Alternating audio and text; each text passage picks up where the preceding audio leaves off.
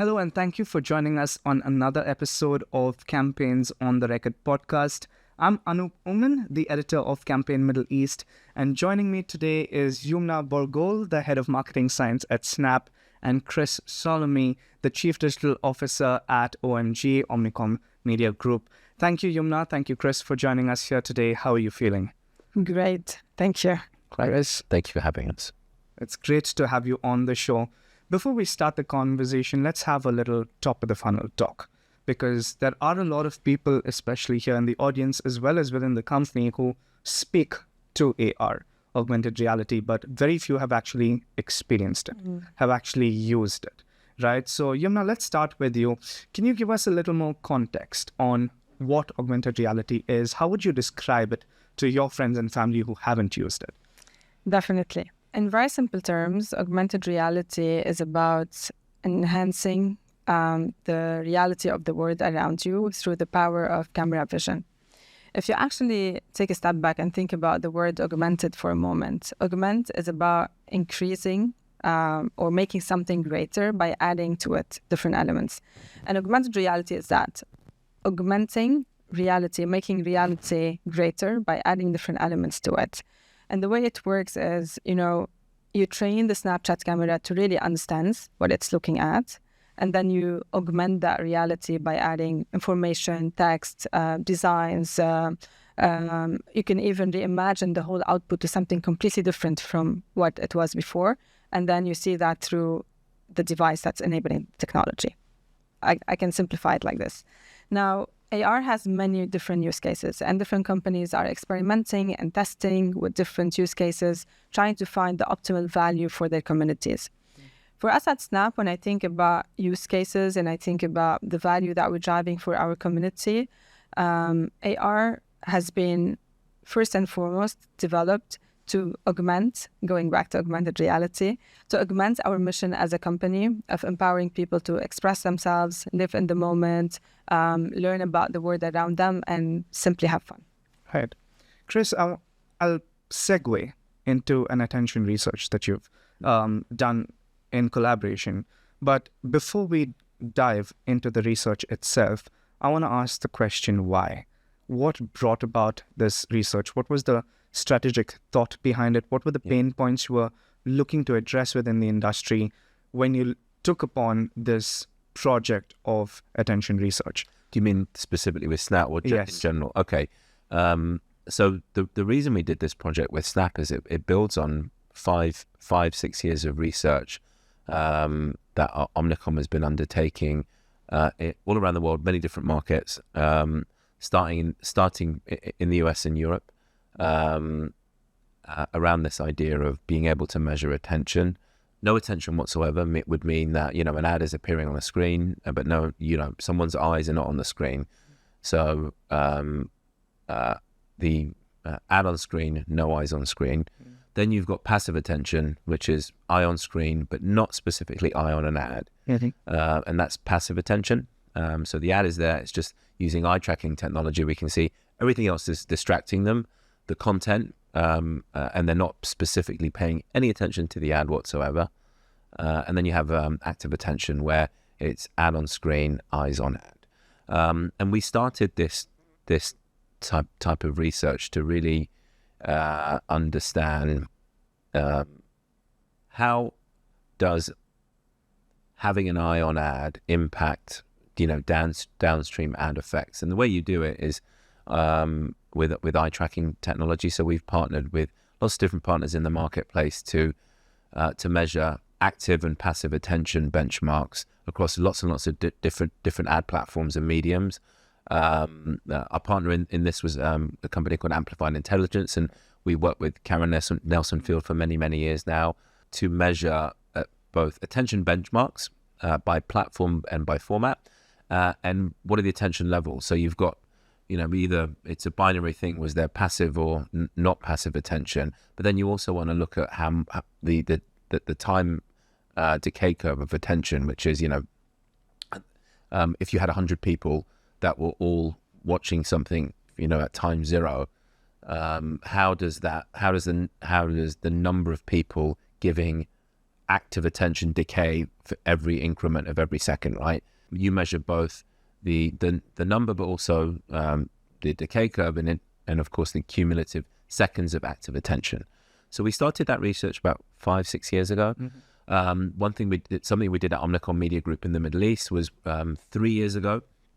We did the very first ever benchmarking study on attention, again with Amplified Intelligence. They were our partner at the time, and we did a 2-month study in Saudi Arabia and the UAE that was measuring attention benchmarks with all the major online platforms apart from Snap. And the reason we weren't able to do it at the time with Snap was there was a technical limitation, which meant that we couldn't, with the panel that we recruited, we couldn't simulate the Snap environment to do the eye tracking study. So it was a bit unfortunate. It was great because for the very first time, and I'm pretty sure Omnicom was the first company in the Middle East and North Africa to do that 3 years ago, was we finally had attention benchmarks relevant for the Middle East, but not Snap. So when the opportunity came around to finally close that final piece of the puzzle, it was really important piece of data meeting from our data set. Non-attention, passive attention, active attention, and the gradual decay of attention on ads as well. And of course, which led to this collaboration with Snap. I'm going to come to you, Youmna. Specifically to that, if I can marry the first question that I asked you and the second question that I asked Chris, what are the data points that you have from this attention research that you've done? Is AR impacting? I don't want to ask a leading question, but is AR impacting in any way active attention? So, 3 key findings from that research. The first one is definitely around active attention, because to Chris's point, I think that was a major kind of objective of the research, trying to understand active attention, Snap, benchmarking, and how does that compare when AR is in the mix and when AR is not in the mix.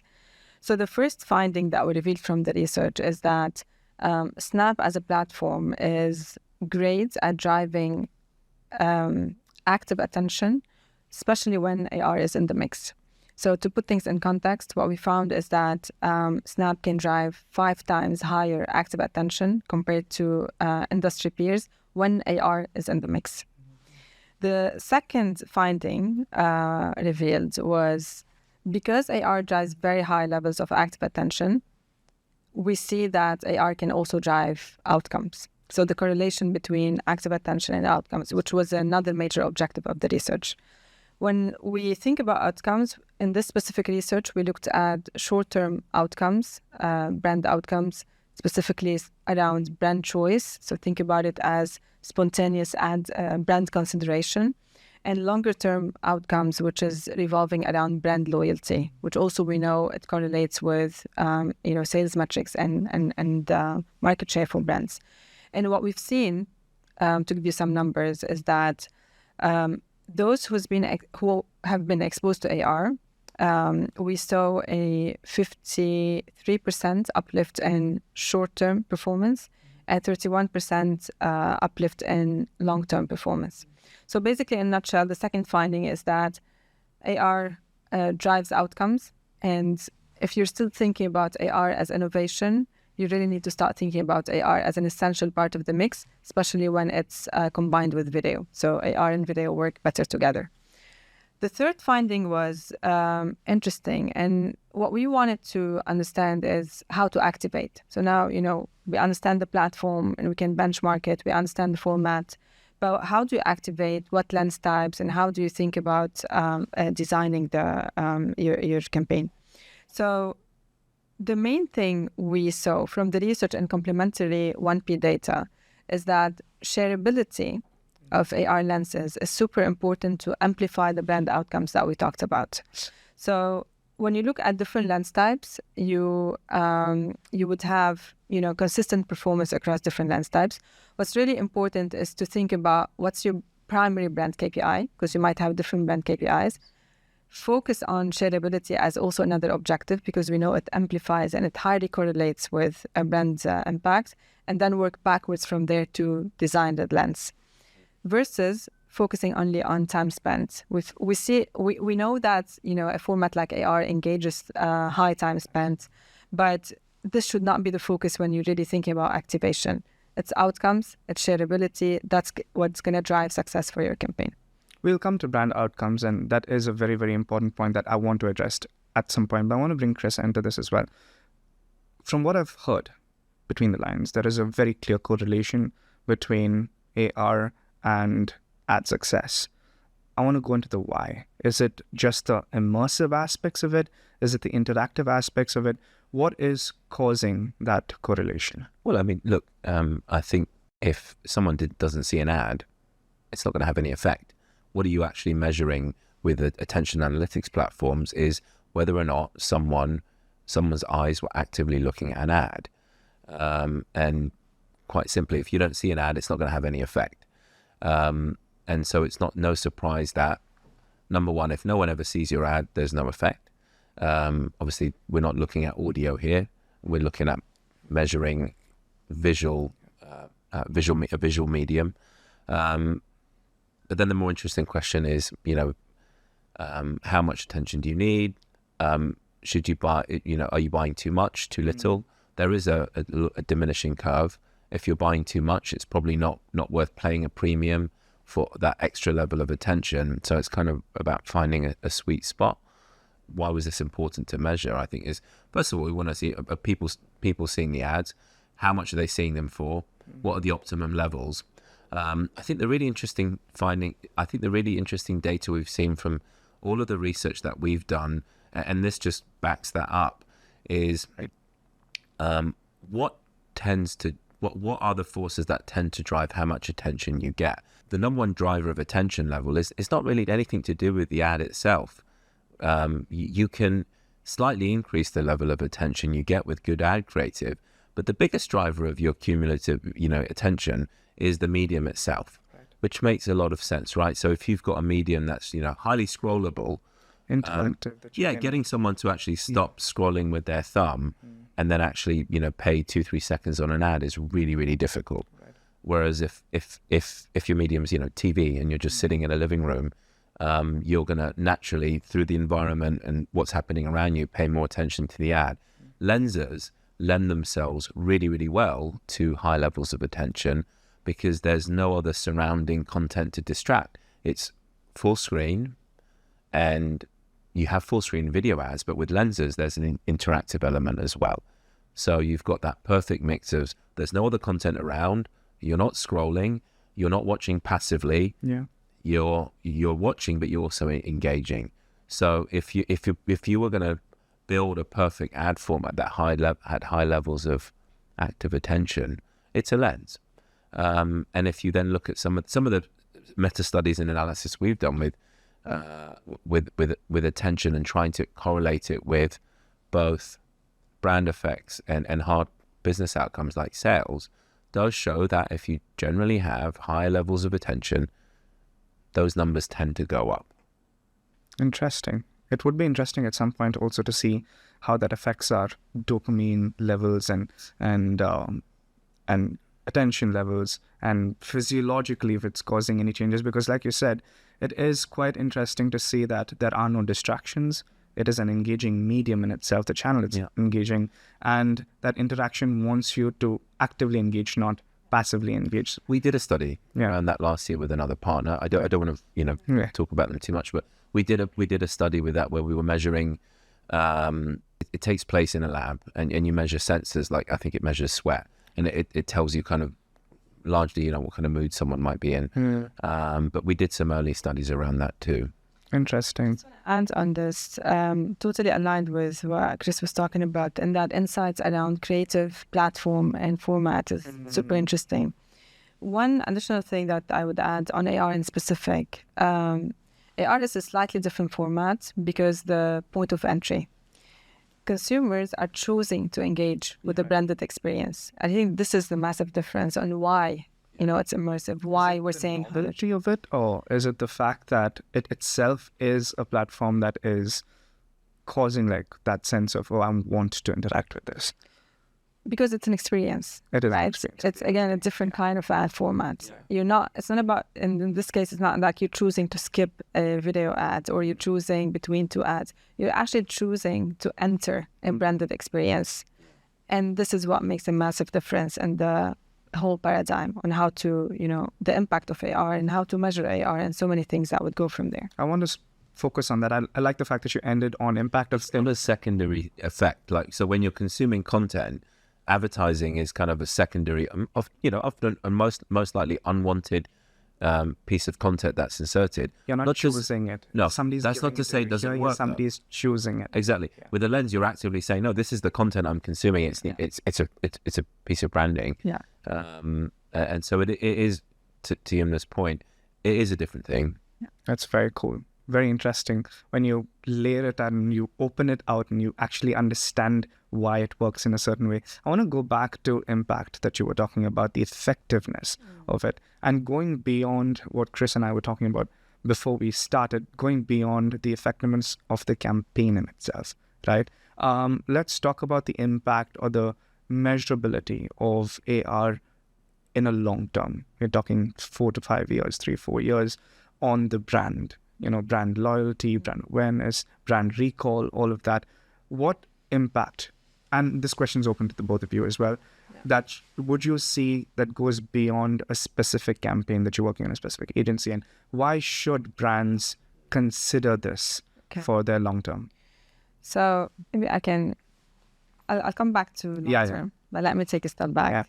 Because we talked about the insights from the research, but I think it's really important to understand the different elements when it comes to the value that AR brings to brand on a campaign level and eventually on a long-term level. So from all the studies that we've done so far, this study with OMG, previous studies with OMG, external studies with other partners, internal research, meta-analyses, global, regional, what we see consistently across all the work that we've done, for me, it's really 3 core things. The first one is that AR and video work better together at Snap.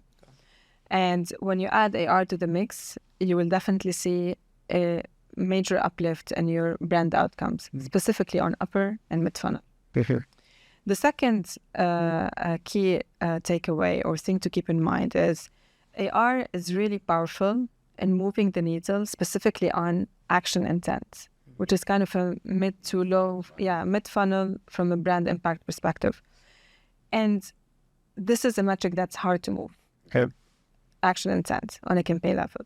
But we see consistently, on average, around 6 times higher action intent, lift in action intent, when you're adding AR to the mix. I think this is super powerful, and I really want to step at it because sometimes it gets blended with value across the funnel. But it's really action intent that we've seen consistently, and 6 times is the average.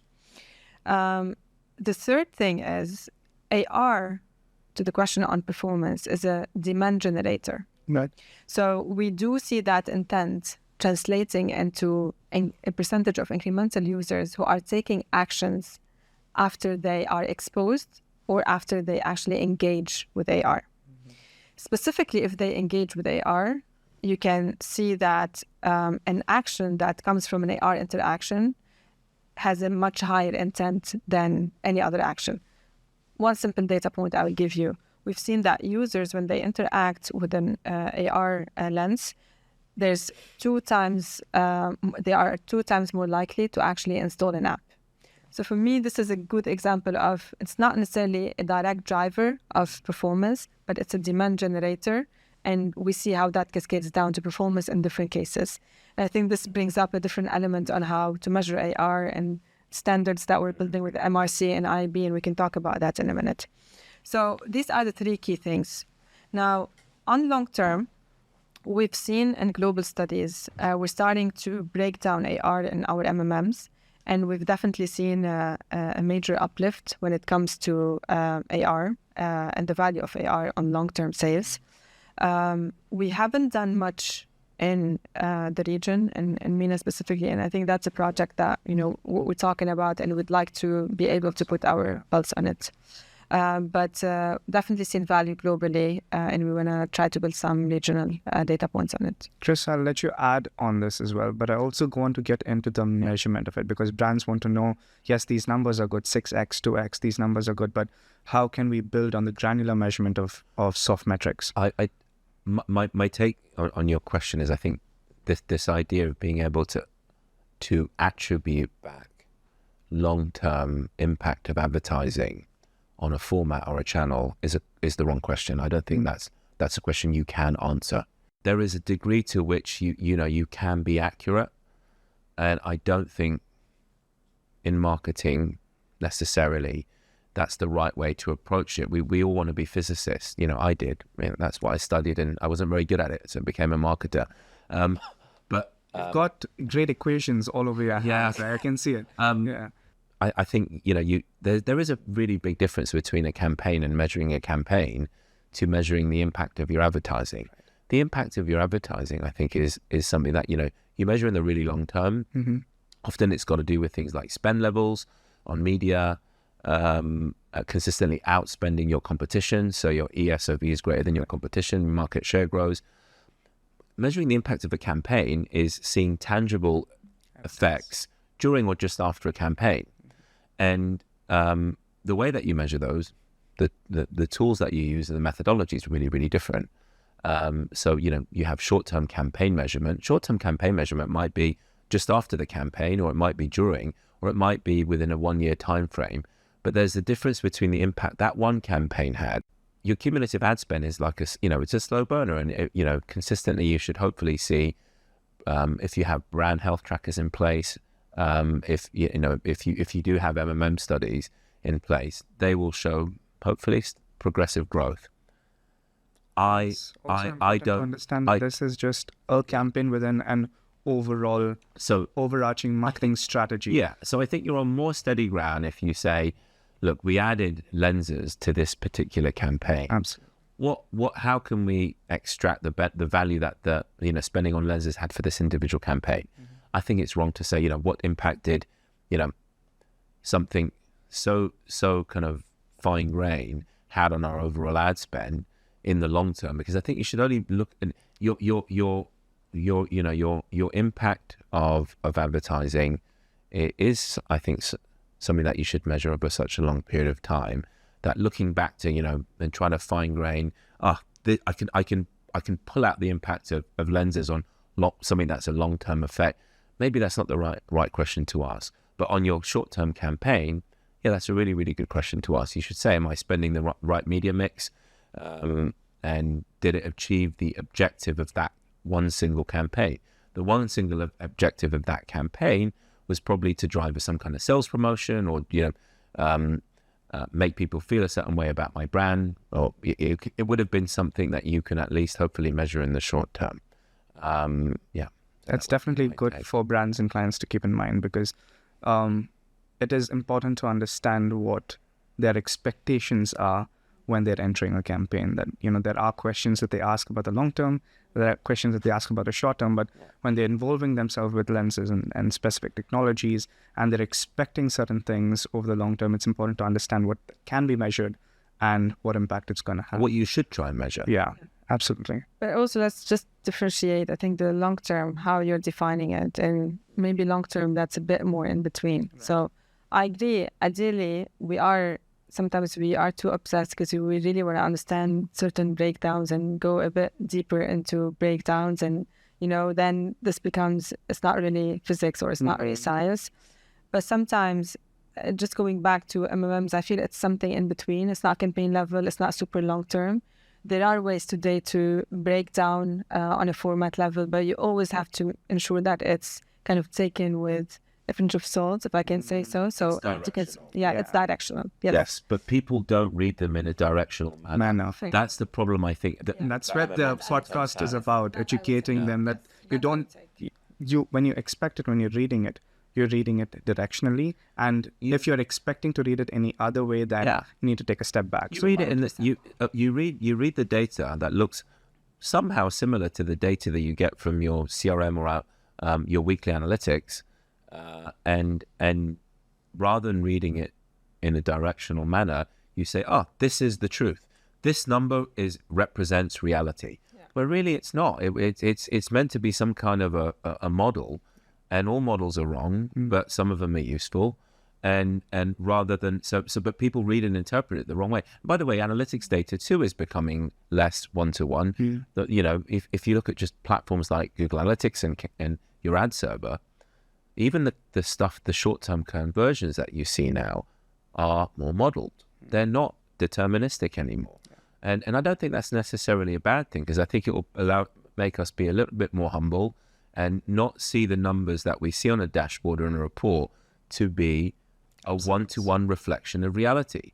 Most data you see in marketing is directional, and that's good. That's okay. It's a social science. It's not engineering or physics. Yeah. I think that's a good take back from this. But having said that, the impact is still irrefutable, right? I'll move forward a step. If the impact of AR, especially AR and video, like you said, put together, is irrefutable, what is it going to take for mainstream mass adoption and for this to become the next big thing? Mainstream mass adoption, you mean within the media buying industry? Yeah, with the media combining these two things. Yeah. I hate the word irrefutable. I'm going to say I don't agree with that. Not in that it's wrong. There's nothing that's irrefutable. Nothing. I clearly say this. You're against absolutes. Even in science, you don't say the truth. You say this is the best thing we have right now. Perspectives against absolutes. There seems to be a really strong case for it. Fair enough. And anyway, that measurement conversation, and there's no one source of truth as well today. Like, it's all about how you triangulate and how you're, between GA and between MMM and between your MTAs, but that's a different conversation. So going back to mass adoption, I think when I think about the challenges for AR, they really all revolve around interoperability. So if you remember the format wars between Blu-ray and DVD, you can think about it a bit like that. Because today what's happening is you have a variety of AR development platforms, and they offer gateways into specific delivery platforms. So it's like how you needed specific players to play, the different formats. So at Snap, we created an ecosystem that marries the two. So you have Lens Studio on the AR development side, and you have obviously Snap on the delivery side, to streamline and incentivize AR creators, creating AR experiences that will be seen by millions of people. But if you take a step back and you look at the AR ecosystem in general, you realize that there's a lack of unified standards that would enable developers to basically develop for a platform and for a device and then switch easily to other ecosystems. So that's a problem.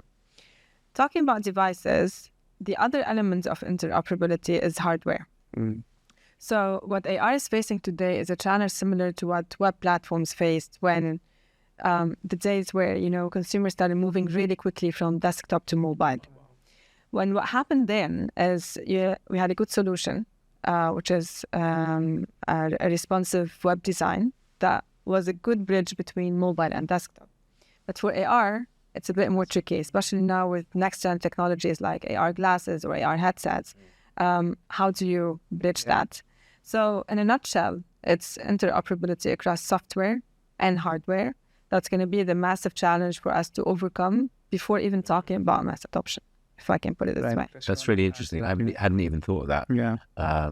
It's almost like we're developing in silos for very specific problems, but interoperability in hardware itself is an interesting point. 100%. Yeah. Before we conclude, I know that predictions aren't ideal, but any personal takes on, or based on the data that you have, on what this is going to look like in a few months from now? What I would say is I'm not going to make a prediction because there's someone sitting next to me who's probably a better place to do that. And there's a reason is where AR technology is going to go and where it's going to go in the future. I mean, there's someone from Snapchat sitting next to me. Snap.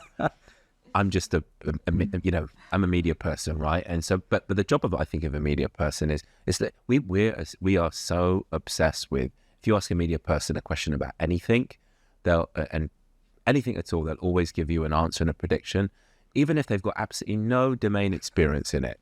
But even, and the thing is, we don't need to, like, the job of a media, a media or marketing is look, you've got media spend, or you've got a marketing challenge in front of you.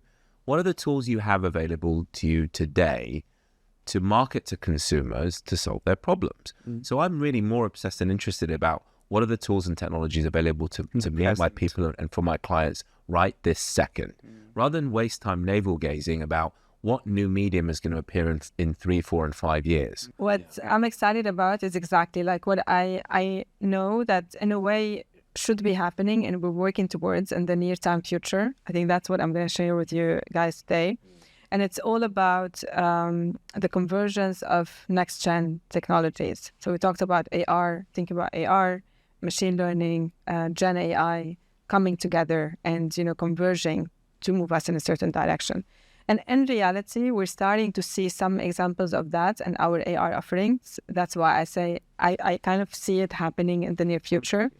And I'll give you 2 examples. One is our Gen AI tools that we're offering to AR creators so they can actually speed up the AR production process. That is already happening. That's convergence of Gen AI and AR. The second example is there are experiences that turns you back into what you looked like as a baby. I don't know if you guys experienced these and what you would look like when you're old. Yeah. They were really cool. They're so interesting. And I've seen the old one. I haven't seen the baby one. Yeah, but technically they are. It's like a Mortal Kombat throwback. Okay. Exactly. I haven't seen it. So yeah, and in reality, what this is machine learning and AR coming together. It's what the machine learning algorithm think you look like or think you would look like. So I see more of that happening. I'm excited to see how it will unfold. And the other thing that I think would be exciting is to see when, the conversions happen and the tools are a bit more mainstream, how brands and media agencies will actually be using the tools to disrupt the way traditional advertising has been done. And I think this is where we can have a conversation with Chris on how would you use that versus do you predict that this will happen? So that's for me that's the convergence of generative AI tools on the creative side, the impact it will have on our clients buying a medium. That's really interesting because I think I can tell you now, for one of the barriers to not using lenses is it's hard to build a lens, but I can really, really easily get a video knocked up because my entire construction, production and ad creative ecosystem was built around images and sound, right? And so I'm pretty sure most people in a media agency or even a client side are like, getting a lens, it's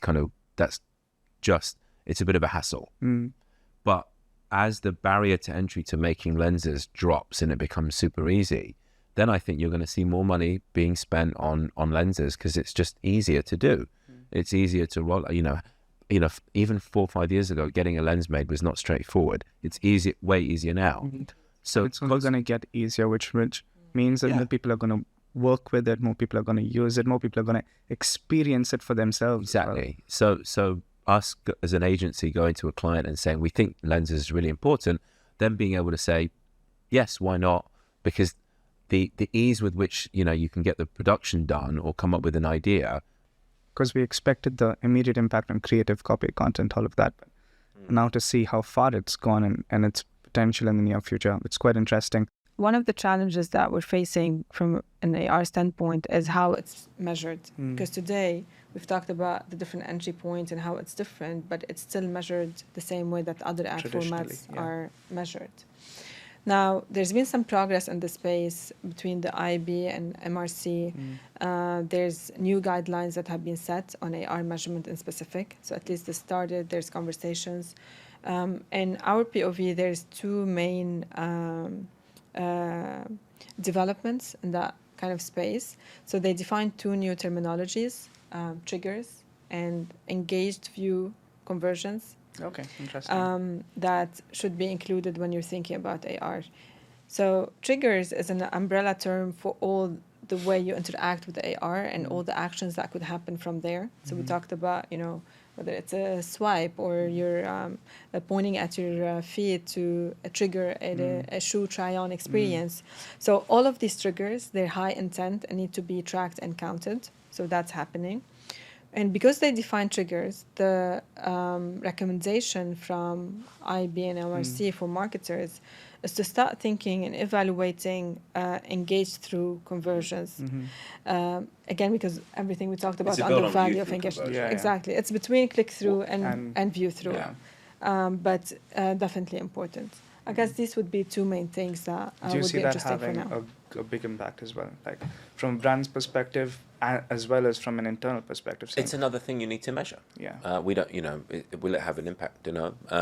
I think my last few words would be to anyone watching as a marketer or in an agency is, look, the truth is there is debate in the wider community, global community around marketing is attention an important or meaningful metric? You have, on one hand, pretty big voices like Bar and Sharp saying no. On the other hand, you've got the attention companies that provide attention analytics saying it is. I don't know what the truth is, but what I would say is test and engage. If you're a marketer, start speaking with your agency about how can I start using attention analytics. For one, if you're not, and there's lots of different vendors in the marketplace that do this. We work with most of them at Omnicom. Some of them have different methodologies where they use eye tracking as a database to model out attention levels. Others use pure device data. It's don't be either or. It's bothism, right? Try both and start measuring for yourself what is the impact. That's your starting point. If you're not doing that, then start testing it out. You might find in your own experience there's no correlation between business metrics and attention, but if you don't test, you don't know. And so, my last piece of advice would be start testing it. The cost of entry is pretty low. It doesn't take a lot to start including attention metrics in your media, and find out for yourself. Use it, test it, find out for yourself, and play around with the new measurement metrics that are up for grabs. That's a great way to end this discussion. It's been a lively one, to put it mildly. Thank you so much, Chris and Youmna, for joining us here today. Thank you. Thank you so much. And that's a wrap on this episode of Campaigns on the Record podcast. Stay tuned for more.